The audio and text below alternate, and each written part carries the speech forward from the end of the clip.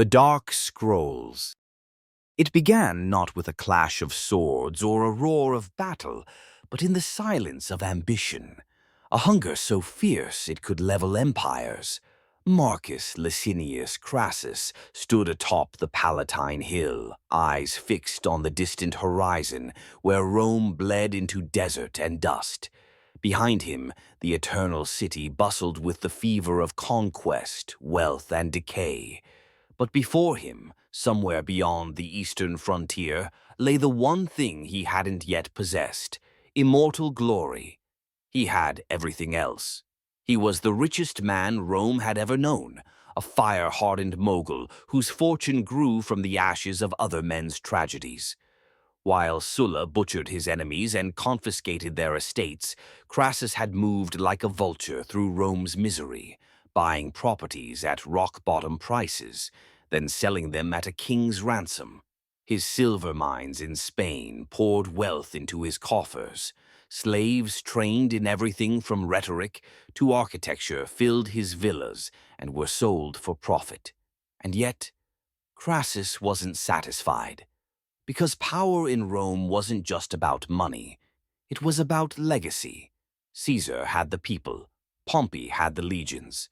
But Crassus, he was the third wheel of the triumvirate, tolerated, never revered. His name lacked myth. His triumphs were financial, not martial. In a society that worshipped battlefield valor, Crassus remained a merchant prince, rich, yes, but bloodless. That had to change. The Parthian Empire, ancient, mysterious, obscenely wealthy, stretched far beyond the easternmost borders of Rome. Its kings rode with golden crowns and ruled from cities where silk rustled in the breeze and incense perfumed the air. Crassus saw it not as a danger, but a prize. A campaign against Parthia, he believed, would be quick, glorious, and laden with spoils. Rome's Senate objected. Even Pompey and Caesar raised eyebrows. There was no formal declaration of war, no casus belli. But Crassus had money, and money meant men. With enough gold, he could hire loyalty, and with enough legions at his back, he could carve his name across the east. In 53 BC, Crassus crossed the Euphrates with 7 legions, some 40,000 men, and the weight of unspoken desperation. His son Publius rode beside him, a handsome, eager young commander, determined to prove himself.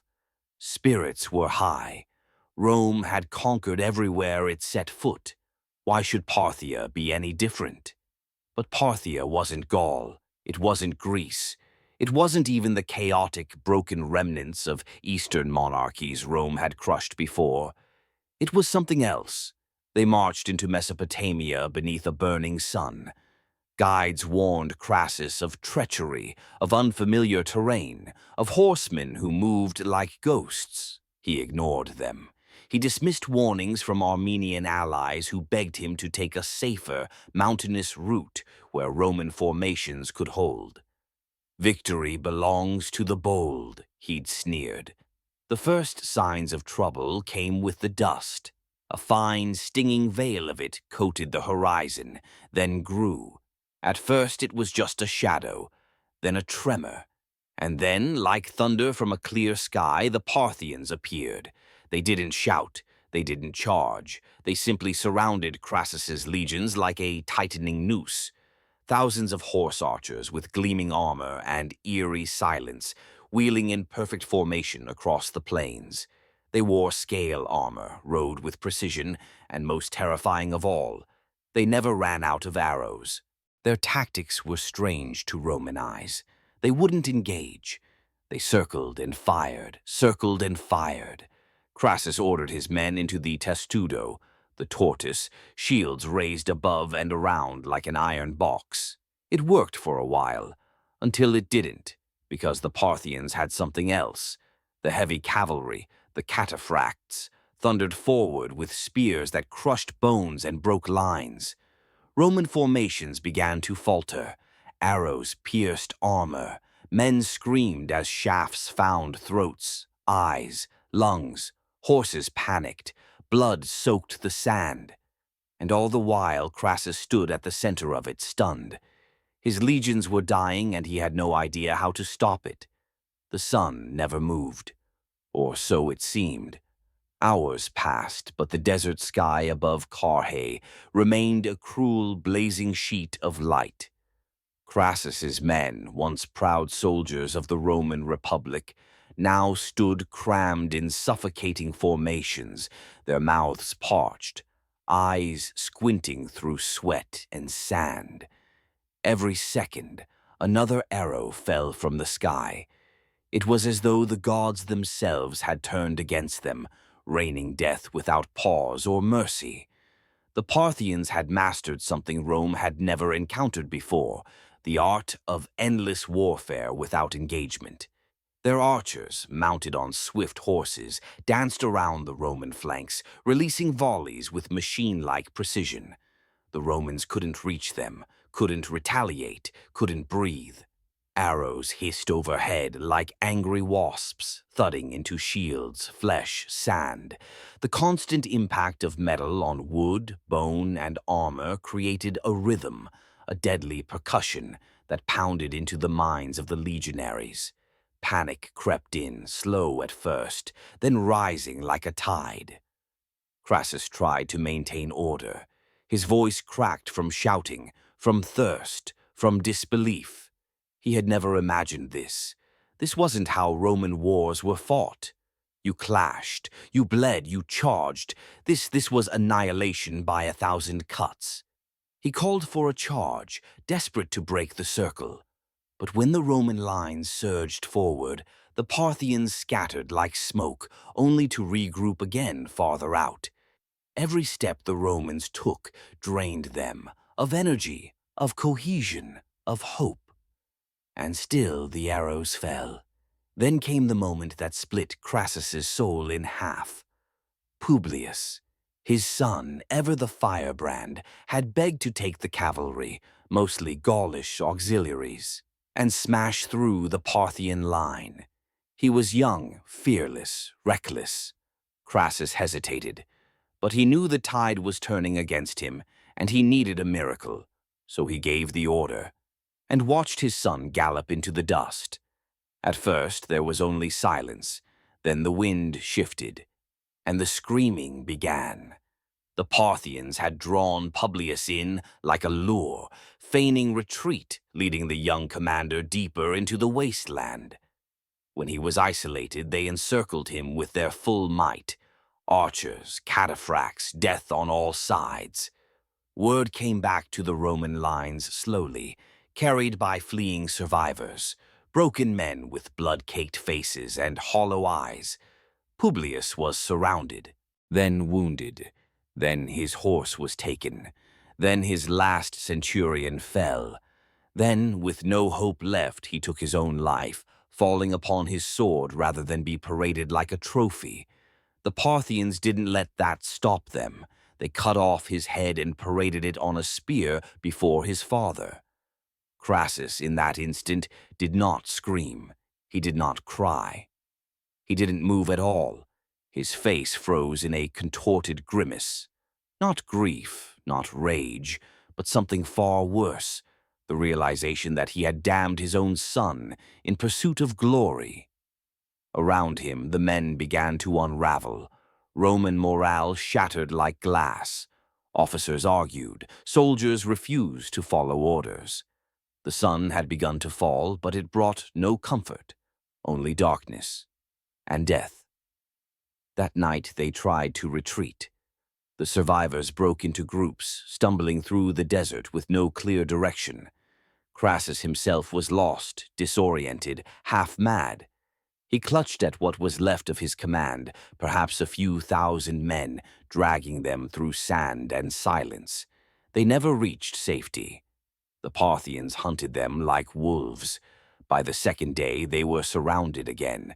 Fewer in number, weaker, hungrier, terrified. And that's when the trap was fully sprung.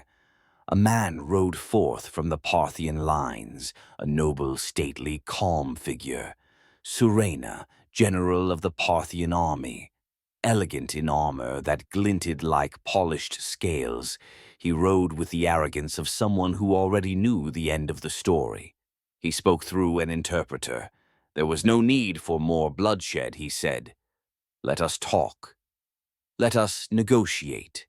Lay down your arms, and Crassus will be treated with honor, with dignity, with respect. It was a lie, of course. But Crassus, broken in spirit and will, agreed.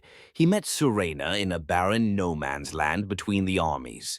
A few officers followed, Cassius, Octavius, others who still clung to the shredded remnants of duty. The Parthians approached with open arms, smiling. They offered wine. They spoke of peace. And then, in a movement so swift it was almost beautiful, they drew their blades and cut Crassus down. Some said it was in the scuffle after a misinterpreted gesture. Others said it was deliberate from the start. But all agree on what happened next. Surena had Crassus beheaded. His hands were cut off. His body was thrown into the dust like carrion. But his head, oh, his head was a different story. Surena had something special in mind. He had molten gold poured down the severed throat of Crassus's head, a cruel and poetic gesture to mock the Romans' insatiable greed. Gold, the very thing Crassus had worshipped, the thing that had fueled his rise, now became his final drink. It hissed and steamed as it touched flesh, blackening the insides of his skull, turning him into a grotesque symbol of irony. Then they mounted the head and the severed hands on spears and paraded them through the cities of the east. Eventually, they were brought to the Parthian court, where King Orodes II reportedly laughed as the head was used as a prop in a performance of the Bacchae, a Greek tragedy about hubris and divine punishment. Rome mourned, but also scorned. Crassus became a warning, not a hero. A tale whispered in the streets about the dangers of ambition, untempered by wisdom. His fortune could not save him. His name did not shield him. His final act, far from achieving eternal glory, had stained his legacy with blood and melted gold. And yet, even in death, his story rippled through history. The triumvirate was broken. Caesar and Pompey turned against one another, plunging Rome into civil war. And in that chaos, the shadow of Crassus lingered, not as a man, but as a ghost, a reminder that the path to immortality often ends not in triumph, but in silence, betrayal, and a throat full of gold. There are deaths that shake cities, that crack the bones of empires. The death of Marcus Licinius Crassus was not just the fall of a man. It was the crumbling of the fragile balance that held the Roman Republic together. News traveled slowly across the deserts, carried by rumor, by traders, by blood-soaked survivors who had escaped Parthian hands with little more than breath in their lungs and nightmares in their eyes. When word finally reached Rome, there was no trumpet of mourning, no black banners over the Senate. There was only silence, a silence thick with discomfort, embarrassment, and relief. He had gone east seeking immortality. Instead, Crassus had vanished into myth, but not the kind carved on marble or whispered in reverent tones. He became a cautionary tale, the man who could never be sated, the man who measured the worth of life by the weight of gold, the man who lost his son, his army, and his head, all in pursuit of a crown no one had asked him to wear. The Senate avoided speaking his name. Caesar said nothing. Pompey said even less. Their silence was not reverence. It was calculation. With Crassus gone, the triumvirate that once held Rome in a precarious peace had collapsed. And without that uneasy third leg, the political stool tipped violently.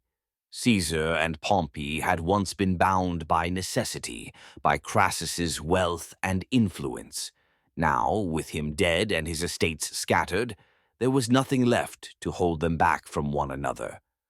But deeper than the politics, Deeper even than the wars that followed was something colder, something lonelier. Crassus had always been an outsider pretending to belong. He wore togas woven with gold thread, built libraries to win the favor of the learned, funded gladiator schools to earn the cheers of the mob. But none of it truly worked. The nobility still saw him as a profiteer, a man who made his fortune off fire and fear, who bartered with corpses and bought legacies instead of earning them. He had believed, truly believed, that a war would fix that Parthia would be his Actium, his Gaul, his triumphal arch carved in eternal stone. But war is not a coin, and glory cannot be purchased. It must be survived.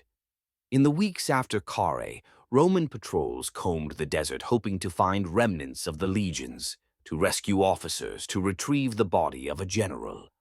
They found nothing but bones and burned standards.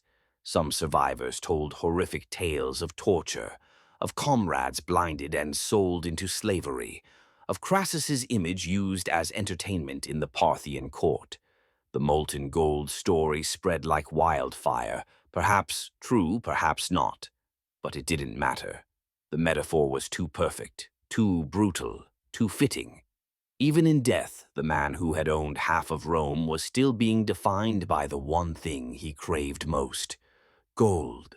Time passed. Civil war broke out. Caesar crossed the Rubicon. Pompey fled to Greece. The streets of Rome ran red. And somewhere in the shadows of history, the ghost of Crassus lingered, a quiet reminder of how easily a republic could slide into ruin. Some said it was his death that broke the system, that without his ambition to balance the scales, Caesar's rise became inevitable. Others argued that Crassus had simply sped up the inevitable, that the republic had already rotted from within, and he had only loosened the final brick. But there's another version, one rarely told, one not written in marble or preserved in scrolls.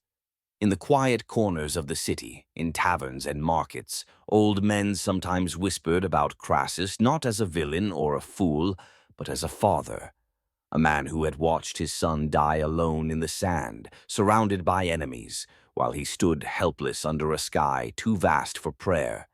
They said he had aged 10 years in the moment Publius's head was raised on a spear, that everything after, the negotiations, the surrender, even his own murder, was sleepwalking.